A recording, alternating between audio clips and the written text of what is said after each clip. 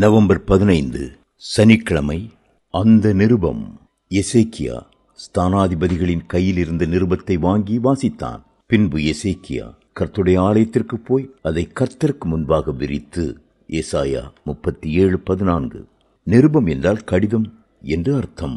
தனிப்பட்ட ஒரு மனிதனுக்கு தனிப்பட்ட ஒருவர் எழுதுவதை கடிதம் என்று சொல்கிறோம். ஆனால் ஒரு சபைக்கு அல்லது ஒரு தேசத்திற்கு பொதுவாக எழுதப்படுமாயின் அதை நிருபம் என்று அழைக்கிறோம். நிருபம் எல்லாருக்கும் தெரிய வேண்டிய ஒரு செய்தி. ஆனால் கடிதமோ தனிப்பட்ட முறையில் ஒருவரிடமிருந்து ஒருவர் அறிந்து கொள்ள வேண்டிய செய்தியாகும். நம்முடைய வாழ்க்கையில் சில கடிதங்களை வாசிக்கும் போது மனமகிழ்ச்சியும் உற்சாகமும் உண்டாகிறது, உள்ளத்தை திடன் பெறச் செய்கிறது. ஆனால் சில கடிதங்களோ அவதூறாய் எழுதப்பட்டு நம்மை பயமுறுத்தி கலங்கும்படி செய்கிறது. சில கடிதங்கள் யார் எழுதினார்கள் என்றே தெரியாமல் வருகிற அநாமதேய கடிதங்களாய் இருக்கின்றன.